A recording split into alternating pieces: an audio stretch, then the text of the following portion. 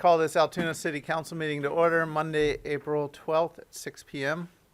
We'll now have a moment of silent prayer.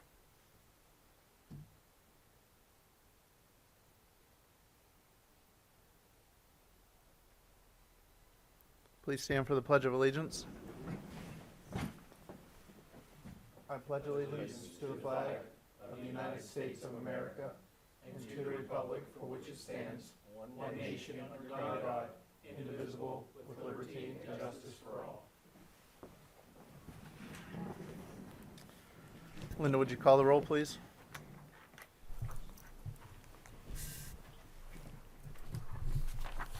Vice Mayor Butterball, Here.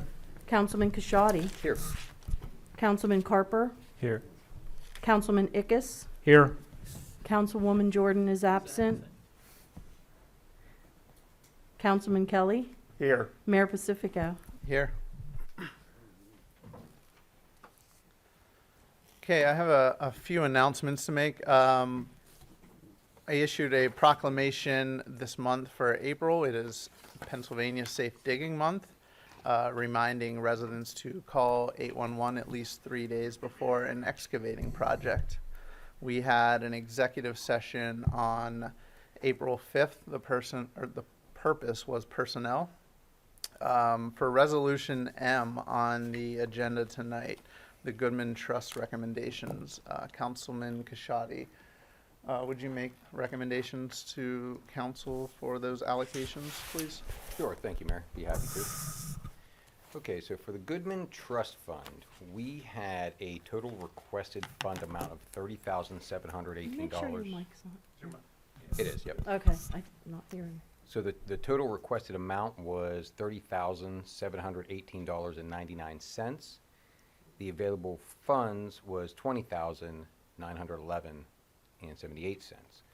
So we had 3 entities that were requesting funds in 6 total projects. Those entities were the Altoona Area Teener Baseball League, the Altoona Housing Authority, and then the Central Blair Rec, which had 4 separate projects. So the breakdown that I was suggesting, or that I'm proposing for discussion tonight, would be as follows. So the Altoona Area Teener Baseball League was requesting the amount of $2,043. I was suggesting to fill that request, and to fulfill the request of the Altoona Housing Authority of $3,000. Then on to Central Blair Rec. Of the 4 projects they had requested funds for, one project, which is the Isolino Park project, actually just does not qualify under the Goodman Trust guidelines for lack of documentation and itemized quotation. So that one I just kind of struck from the list. Of the other 3, the breakdown is as follows: requesting to seal the Prospect Pool. To seal and paint the pool, they're requesting $5,030. I would suggest to fulfill that request. And then the last 2, the spray park for the outdoor handicap accessibility, concrete pad and walkway and some storage, they were asking for $9,935.99. My suggestion would be to go to $8,135. That would leave in the fund. That would leave $2,703.78 left over, which we could allocate towards the various locations of Central Blair Rec that would go towards equipment and replacement and maintenance. Now that request was at $5,700, so $2,703.78 obviously is a little less, but you know, it's all we have left over based on the request. So just wanted to put that out there as my suggestions and to open that for discussion. Sounds good. I just had a question there for Isolino Park. Even though they don't qualify for this, they probably do qualify for other types of grants. And They do actually. They'd be able to apply for grants through the state. Okay. Am I correct? No, Operation Our Town Operation Our runs Town, I'm sorry, yeah. a grant cycle that they would be eligible to apply for that. Mm. Yeah, and being that it's, you know, handicapped accessibility and safety type items, it's nice. pretty rest assured I think they would get it. Anybody have anything else for, any other discussion on this? Actually, what, not on that, but before roll call, I wanted to discuss something with y'all. Okay.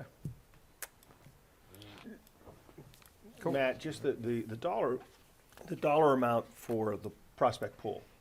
Yeah. I mean, that can't be enough money to do all that work, is it? Or am I, It's not. There's, Okay. So the $5,030 that Blair Rec is asking for matches the amount that they asked for, and we granted them last year. Okay. To do the same thing, to Okay, seal and paint okay. that pool. all right, But because they didn't open last year, Right. they gave the money back. So Okay. really, we're just kind of giving it back to them. To do that, to seal and paint that pool is really probably closer to about $9,000, I think. Is that correct? I think Mike Hofer said about 7,000 to 9,000, but they're, coming up with some other avenues to try to get to try to make up for money on that. The nice thing about the prospect pool is this all kind of hinged on whether they were going to open the pool at all. We had talked about, on Blair Rec, we had talked about just the disarray that pool is in, but also the fact that we couldn't find lifeguards. So we did find 7, right now we have 7 kids that want jobs this summer to be lifeguards at Prospect Pool, which is great. That's awesome. Yeah, my understanding That's is great. we increased the compensation for that position because I think it was originally $7.75 an hour We to. did. We tried to be a little more competitive with Del Grosso. And also, now some of these kids still need to be certified, so we had a local business leader volunteer to pay the cost to certify these kids. that's wonderful. Wow. Super. How great That's is that? wonderful. Very nice. And Altoona Area High School is going to utilize the pool to do the testing. So So we're full steam ahead. So It appears that the pool will be opening the this pool summer. will be opening. This money will really help do the maintenance it needs to, So the staffing issues are, we're not out of the water with the No, staffing issues. But guess. I would think are that out you of the could, woods. based on the staff you have, if you had to, you could adjust the hours just to get the darn thing open, because I think it's important that we get the pool open. Mm-hmm, yeah, Yeah. Okay, definitely. all right. Good deal, thank you. I'm sure you guys have been getting similar feedback as I about Prospect Pool and the people being for it, so. I haven't heard, personally, I haven't heard one person against opening it up. Super. Thank you. Yep. And also for resolutions S, T, U, V, and W, we will be changing that to accepting those repository bids. There you go. I spoke with Mr. Lowry today, and he actually has a local contact and somebody here that can take care of things if anything goes on with those properties. So he meets the criteria, and so we had a very nice conversation. He actually appreciated the call, so Good, worked out well. thank you. Okay, that's all. And with that, we will open the floor for public comment. If anybody would like to address council, you may do so by dialing the number on your screen. We ask that you please keep your comments to 5 minutes, and please give your name and address for the record. Thank you.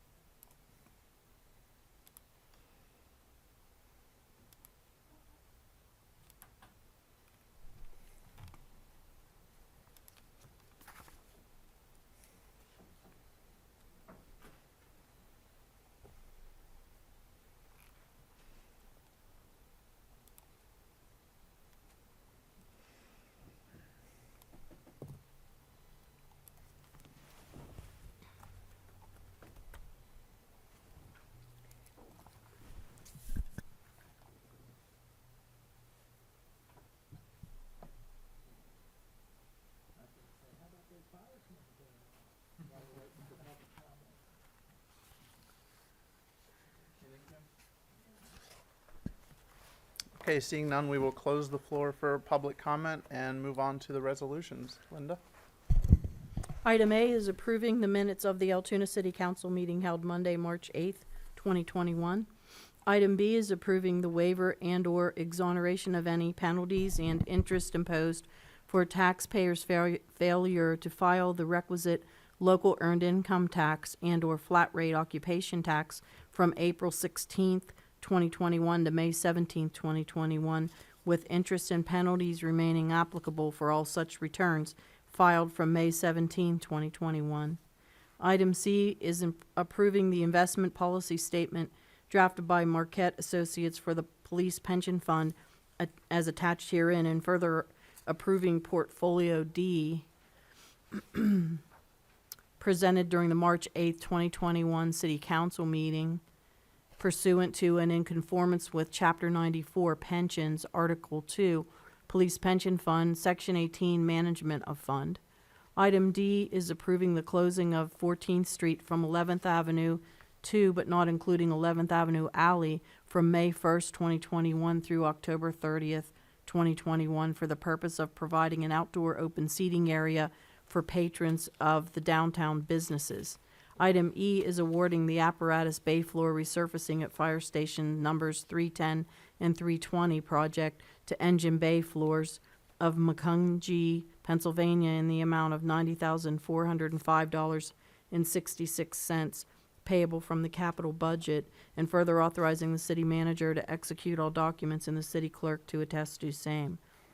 Item F is awarding the stormwater improvements at North 7th Avenue and North 9th Street project to John Clar Excavating of Woodward, PA, in the amount of $145,395, with $124,940 payable from a Blair County Conservation District grant and $20,455 payable from the capital budget, and further authorizing the acting city manager to execute all documents and the city clerk to attest to same.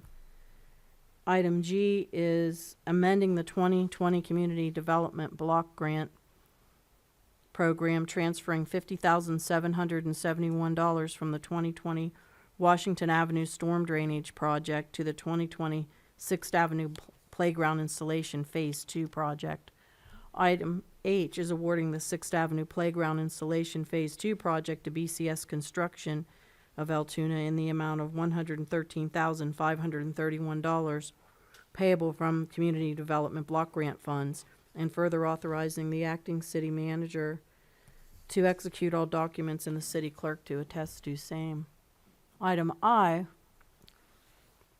is awarding the road materials bid for 2021 to 2022, Package A, B, and C, to Granis Brothers Stone and Asphalt of Hollidaysburg in the amount of $159,718 payable from the general fund and highway aid, and further authorizing the acting city manager to execute all documents and the city clerk to attest to same. Item J is awarding the road materials bid for 2021-2022, Package D, to Woodland Equipment and Supply Company of Woodland, Pennsylvania, in the amount of $13,125 payable from the general fund and highway aid, and further authorizing the acting city manager to execute all documents and the city clerk to attest to same. Item K is awarding the 2021 Capitol Street Reconstruction Project to Granis Brothers Stone and Asphalt of Hollidaysburg in the amount of $1,615,336.44 payable from the capital budget, and further authorizing the acting city manager to execute all documents and the city clerk to attest to same. Item L is accepting the offer of $600 from PennDOT for conveyance of 0.158 acres of municipal property adjoining State Route 36, specifically Section 3638E, for the purpose of right-of-way acquisition to facilitate emergency repairs, and authorizing the acting city manager to execute all documents and the city clerk to attest to same. Item M is authorizing a transfer from the Goodman Trust Fund to the following organizations in the following amounts for recreation projects attached here too. Altoona Teener League Baseball for equipment in the amount of $2,043. Altoona Housing Authority for equipment in the amount of $3,000. Central Blair Rec Commission for Prospect Pool for maintenance and materials in the amount of $5,030. Central Blair Rec Juniata Spray Park for materials and equipment in the amount of $8,135. Central Blair Rec for various locations, equipment for $2,703. And Isolino Park with a 0 funded, and they're going to refer them to Operation Our Town. Item N is appointing Charles Kimmon III of 172 Woods Lane, Altoona, to the Electrical and Plumbing Examiners Board. Said term shall expire the first Monday of January 2024. Item O is authorizing a sidewalk maintenance agreement with Commonwealth of Pennsylvania through PennDOT for State Route 4015 Wapsononic Avenue, and further authorizing the mayor to execute all documents and the city clerk to attest to same. Item P is approving the third amendment to lease agreement between the Altoona Water Authority, the City of Altoona, and American Tower Alliance, and further authorizing the mayor to execute all documents and the city clerk to attest to same. Item Q is approving a repository bid in the amount of $180 submitted by Jeffrey White of 215 North 7th Avenue for property located at 213 North 7th Avenue, and further authorizing the acting city manager to execute the taxing district form. Item R is approving a repository bid in the amount of $200 submitted by Jacob Oswald of 321 Crawford Avenue for property located at 1117 4th Avenue, and further authorizing this acting city manager to execute the taxing district form. Item S is approving a, is rejecting a repository bid submitted by Charles Jones of 920. Yeah, I think that's a rejection, yeah. Because I think I announced S. Yeah, it'll be TUVW. Sorry. Rejecting a repository bid submitted by Charles Jones of 922 Fifth Avenue for property located at 920 Fifth Avenue, and further authorizing the acting city manager to execute the taxing district form. Item T is approving a repository bid submitted by Dior Lowry of 441 Laurel Street, Pottstown, for property located at 1817 to 1819 8th Avenue, and further authorizing the acting city manager to execute the taxing district form. Item U is approving a repository bid submitted by Dior Lowry of 441 Laurel Street, Pottstown, for property located at 1108 17th Avenue, and further authorizing the acting city manager to execute the taxing district form. Item V is approving a repository bid submitted by Dior Lowry of Pottstown for property located at 1110 17th Avenue, and further authorizing the acting city manager to execute the taxing district form. Item W is approving a repository bid submitted by Dior Lowry of Pottstown for property located at 1118 17th Avenue, and further authorizing the acting city manager to execute all documents, to execute the taxing district form. Are there any additions, deletions, anything that needs to be pulled for separate vote? I wanted to pull letter D for separate consideration so we could have a little discussion on it. And that's regarding the closing of 14th Street, please. Okay. And I have a couple of questions on the agenda items. May I go first?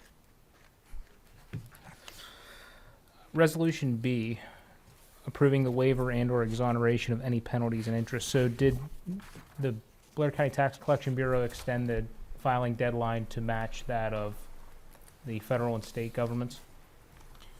Yeah, that's, it was at their request. I think I had sent an email around to council members about whether or not they were going to agree to such an extension. It's really not an extension, it's an exoneration. The majority of council members had given me that indication. Obviously, this is the formal vote. But yeah, it was really at their request and in coordination with the Altoona Area School District, which shares this political subdivision with us. Okay, thank you.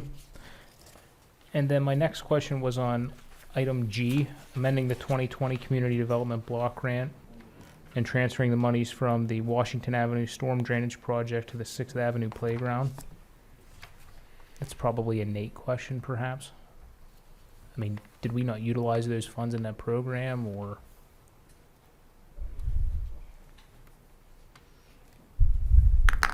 That's typically how that works, but it may be a little different. Thank you.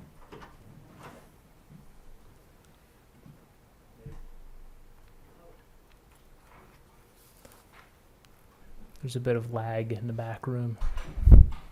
Sometimes if one bid comes in under, they'll take that money and put Okay. it on a different project. Sorry. What did I miss? Item G, we're transferring funds from the Washington Avenue storm drainage project to the 6th Avenue playground installation. Yeah, that's a procedural thing with Mary, with CDBG allocations. Our original estimate for the job, I believe, was $400,000. We received bids anywhere from 200 to 375,000 on that job. So we took the low bid, of course, at 199, so we had 200,000 left. So it was just a reallocation of 50 from that project to the playground project. Okay, thanks. Thank you. Those are my questions.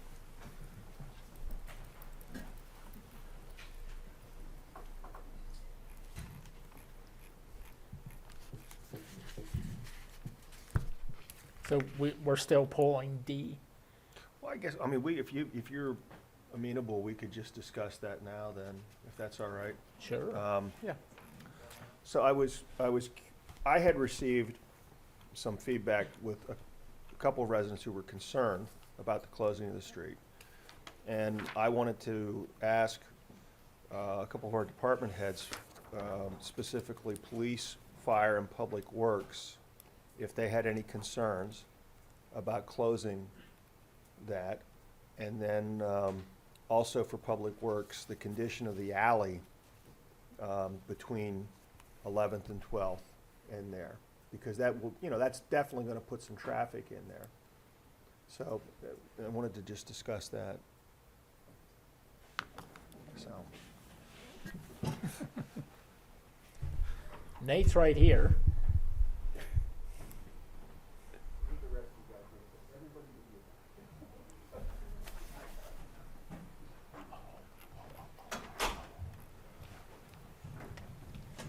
Nate, you're still in the room, so I mean, if you don't mind, I'll just go right to you. If you had any concerns about the closing on 14th Street and also the condition of the alley.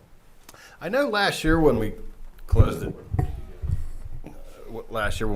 down, we didn't have any real complaints other than the first day where somebody was coming down, but we adjusted the signs, I believe, up closer to 12th Avenue to relay the message. So after that, then it was fine. As far as the condition of the alley, we patched it out last year before we did that, and I can't tell you the condition of it right now. If we do put it in, we'll definitely inspect it before we do anything.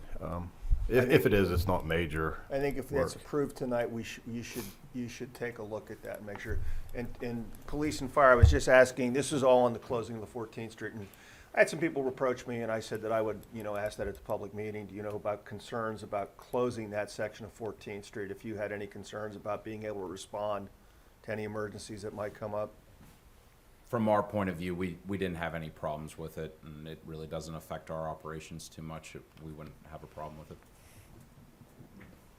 Yeah, fire department also, we haven't had any issues with response, any of our operations.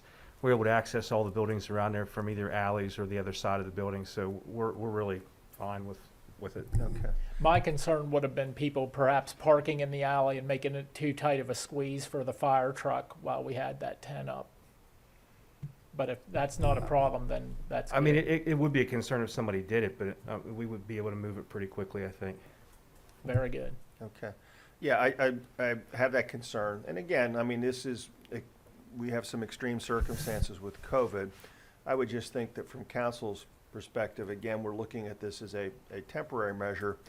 And I think if we, long term, if we continue to attract businesses that want to look to do some things outside. I think maybe long-term, we should be looking at some more permanent type things. And I think that's a good thing for the downtown. Yeah. I mean, it really is, because you want to see activity in the core part of your city. So I would say we'll leave D and we'll not pull it, if that's all right then. All right, Sounds good. and folks, thank you, I appreciate for your input there, so, thank you.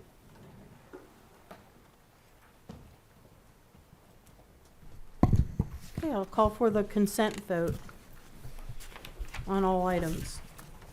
Vice Mayor Butterbaugh, Yes. Councilman Kashotti, Yes.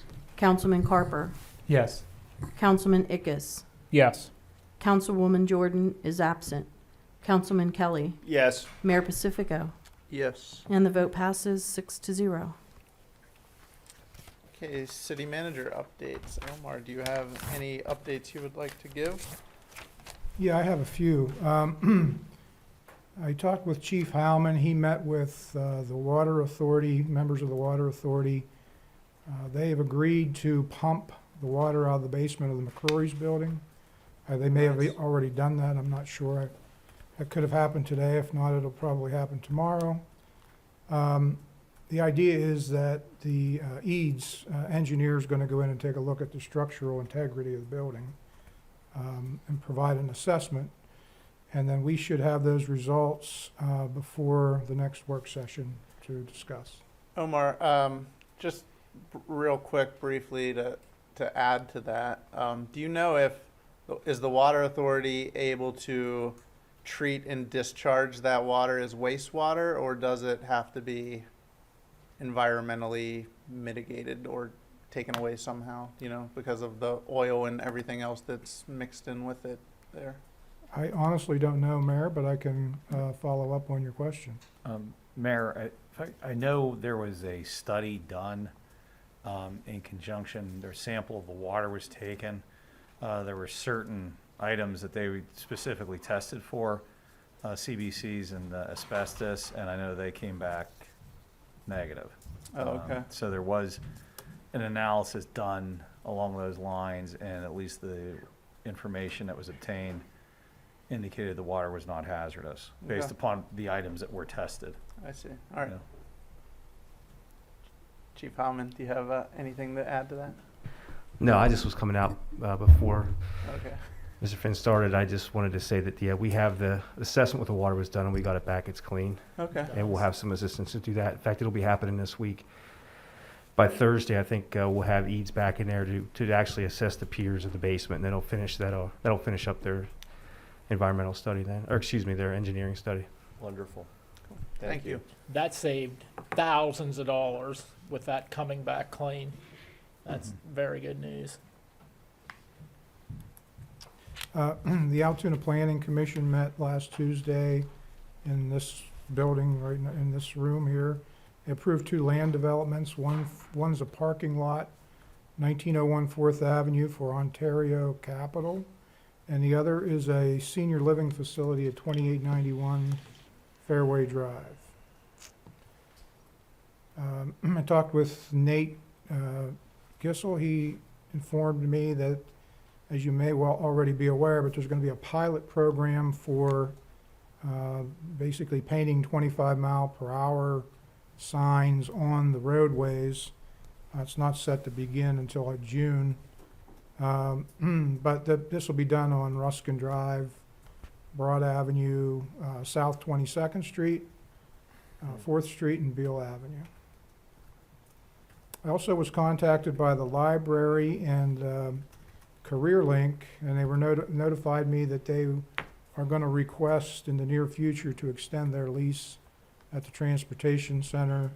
Evidently, the upgrades at the library facility have not met the timeline, and so they're going to need a little bit more time, but I don't have any specifics yet. Just wanted to make council aware of that. Hey, we'll tell them we'll give that to them if they want it. Well, I talked to Jennifer, and she asked if there was anybody clamoring for that space, because they've dressed it up since they've arrived. I said, not to my knowledge, but What is she looking for in the way of a lease extension, did she say? She said up to 120 days, but I said she was going to have a follow-up meeting, maybe be able to narrow that down a bit. I told her to get back in touch with me whenever she immediately following that meeting. And are we still having ongoing restroom issues there with the plumbing? I think we are, but not to an extent that's going to be, it's a recurring problem, but it's not anything that we can't deal with as it comes along, so to speak. Thank you. Also wanted to let council know that I'm developing a list of topics for future work sessions. One of those first topics for the next work session will be a financial review for the end of 2020 and some indications on what's happened in the first quarter of this year. That's all I have. Thank you. Thanks. Okay, we'll move on to mayor and council discussion items. Councilman Carper. I have nothing at this time, Mayor. Thank you. Councilman Kelly. I'm good, Mayor, thank you. Councilman Butterbaugh. Yeah, I was very happy to see that the Juniata section of our town will be having their Memorial Day parade this year, along with the downtown Memorial Day parade. And I don't know about the third one up near Crawford Avenue, but so far 2 out of 3, so it's looking good. Good to see that happening there. I guess, Linda, did we hear anything from Van Zandt? Is the Armed Forces Day observance off because of, I know they had ongoing COVID concerns with allowing that to take place, I think, so. I have not. After I spoke with Sean Shank, and he said that normally by this time they're in the planning stages, but they haven't started. And that he would notify me when once he knew something more concrete. All right, So. thank you. I would also like to, if we could monitor over the next couple months or so with the vaccinations taking place and things of that nature with COVID, it would be nice to get in-person council meetings, back with the public. See if we could schedule that as soon as we can. I realize right now that might be a stretch, but it'd be nice to get that back soon. I think it's good to have forward-thinking vision on that. Yeah, Is that all? thanks. You're welcome. Councilman Kashadi. Nothing at this time. Thank you, Mayor. Councilman Ickes. I do. I saw earlier today on the police department page the recognition of Sergeant Whirling's retirement from the Altoona Police Department with 22 and a half years of service here. So I just want to wish him the very best as he proceeds into the next chapter of retirement. Sounds like he's hoping to start a lawn care business, and wish him all the best in his retirement days. So thank you for your service. That's all I have, Mayor. Thank you. I would just like to say that this is something that I think we should start having a discussion about, of how we are going to utilize the relief money that we're getting. And I think it would be wise to form a committee of internal and external stakeholders, because this is a once in a lifetime opportunity that most cities will probably never get again. So I think that we have to be very judicious in how we are spending it, and making sure that we're discussing it with various people and using it well. And with that, we'll move on to questions from the media. Bill?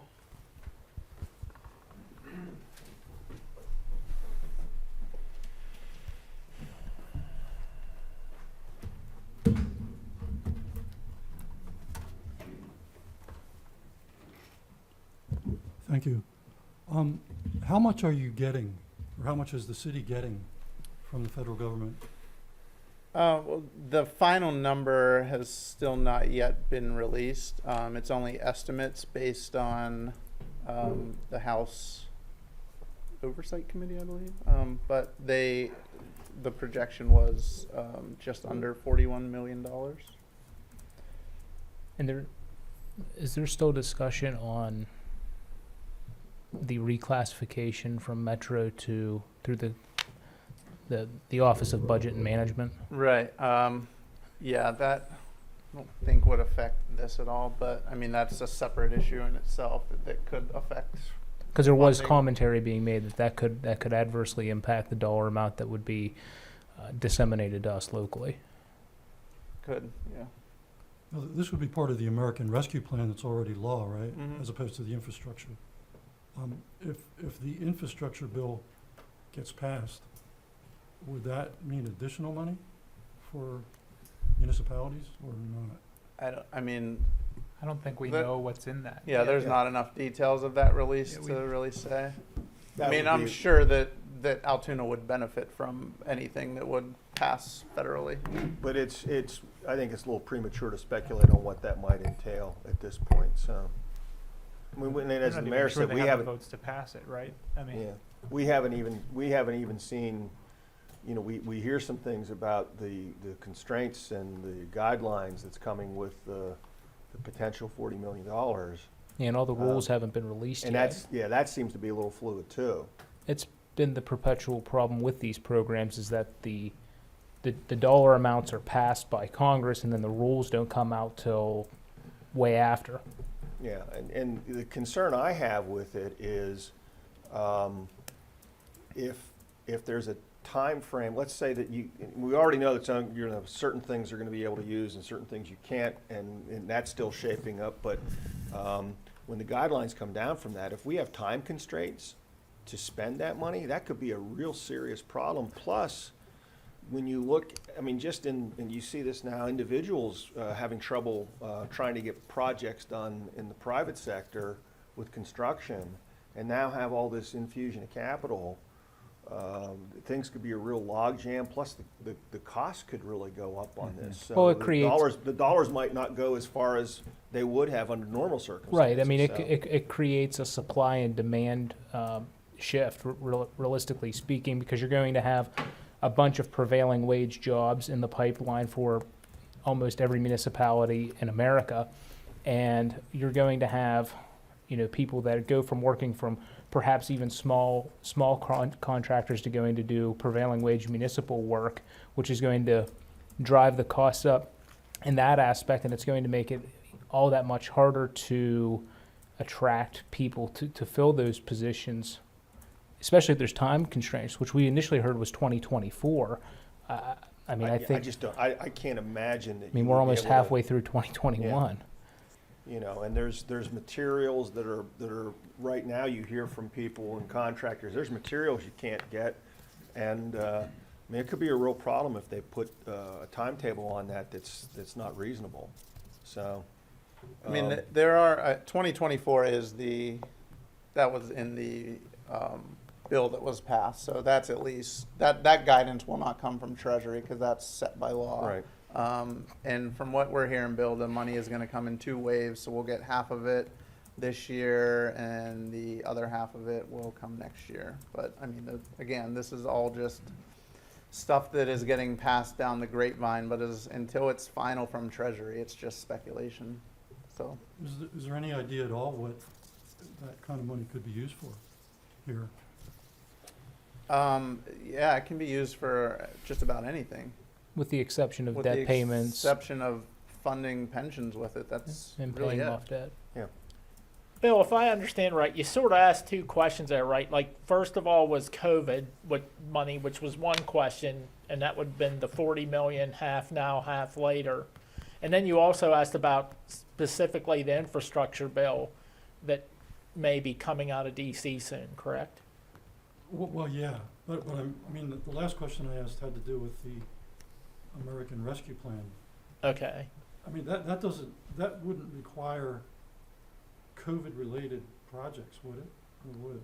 No. No. Probably not. Yeah, because that also could be used for infrastructure, and there is the possibility of public-private partnerships with landowners, like sidewalk projects Yeah.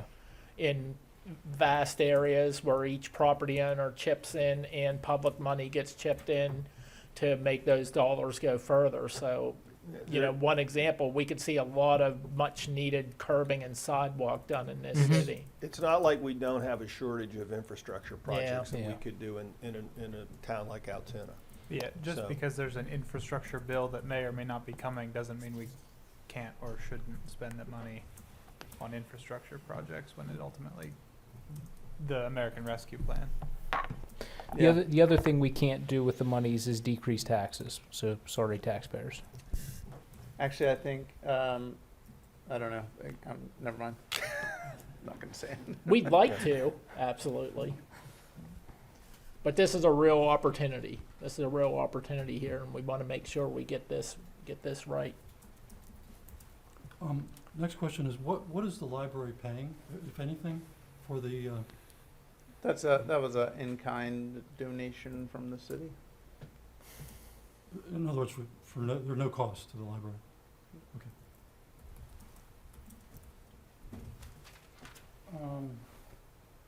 Why did council reject Charles Jones's repository bid since he's from Altoona?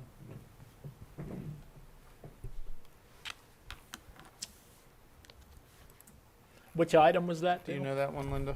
S? Yeah. Oh, wait, no, that wasn't S. Oh, there is, okay. Okay, you mean in the, There's an Yes, explanation in inside your of the- council agenda okay, packet. gotcha. I can look it up. I can look it up, that's okay. Regarding Prospect Pool, it seems like the thought about that is pretty much 180 degrees different than it was several weeks ago when the discussion happened. Why the change? Well, I think there's, Well, a lot of this, sorry. oh, that's all right, go ahead. You're the mayor. This all hinged on finding lifeguards, Bill, and that's really what, you know, it came down to. After your story in the paper came out a few weeks ago, whatever, the next day Dr. Priatel contacted me and offered to host a lifeguard certification over there. And so Phil Riccio, the athletic director, and Mike Hofer worked on that, and that was 2 or 3 weeks ago maybe, and you know, they made progress, and like Councilman Kashadi gave the update on earlier, they have 7 or 8 kids now. Yeah, I don't see it as a 180. I think what we were talking about, and that was a work session, was the problems associated with Prospect, which is an aging pool and has some significant needs. But the biggest concern was not having enough lifeguards, and it was even pointed out that Del Grosso's in the private sector, I think, was having some trouble recruiting enough lifeguards. And I think we were just looking at the obstacles that needed to be overcome, but I don't think anyone stated that we weren't going to open a pool. Well, fact, and I'm I- sorry I if don't we think- gave you that impression. I would mean, argue it's that just- everybody on council would want to see Prospect open, and we Especially were all in since it favor was- of that from the start. Especially since it was closed last year because of COVID. And Yeah, I don't and I think we think- want to go through another summer like that, so. I mean, ultimately, the reason that it was gonna be not open was because of the lifeguard situation, but Yeah. it doesn't change the fact that there's some serious money that needs to be invested into that pool. Like, this year might be fine, but going forward, Well, like, there's 2 bites to the apple. The first bite was the fact that we had almost no lifeguards, and then the second bite comes in the fact that, you know, I think if we're going to continue to keep the pool as part of the community, we have to have that conversation from a capital allocation standpoint. On pools are expensive. There's a lot that goes into maintaining the maintenance, et cetera, there, and we have to have the conversation as far as what that looks like to keep the pool up to date, ADA compliant, and making the necessary repairs long term. yeah, I don't think it's a 180. I think it's a short-term solution, and there needs to be a long-term one at some point, but right now. Absolutely, yeah. The problem number one always was the staffing. Problem number one was the staffing. The maintenance issue was secondary to the fact that should we put forth money If you can't open it. if we can't Yeah. open it because we don't have staffing? And you can't open the pool if you don't have lifeguards. Exactly. That's just not going And- to and happen. partly, so. you know, thanks to the community, thanks to your write-up, Bill, and thanks to, you know, like we said, local members of the community that stepped up and wanted to volunteer. And like I said earlier, somebody stepped up to pay the certifications for lifeguards. So that, you know, that pool has a lot of good memories for the community. So everybody up here is really pushing to keep that pool up and running. But you know, to Councilman Hicks's point, the depreciation factor, depreciation cost of the pool, at some point, we do have to have a real, you know, a very serious conversation about the longevity of that pool and the life frame of it. But as of now, you know, we have the staffing, we're getting money together to make the necessary maintenance to get it up and running for this summer, so everybody's very excited. That's a win for the community. Is that something that could be paid for by some of the $40 million that may be coming? That's a possibility. Yes. That's a distinct possibility. And we So- certainly want to have that discussion about the long term, because we're going to need the community to come together and work together on this so that we do the right thing and that we're able to keep Prospect Pool open for a long time.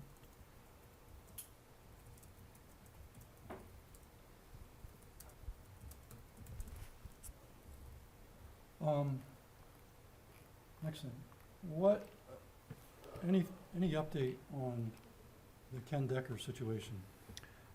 Bill, Ken remains on paid administrative leave.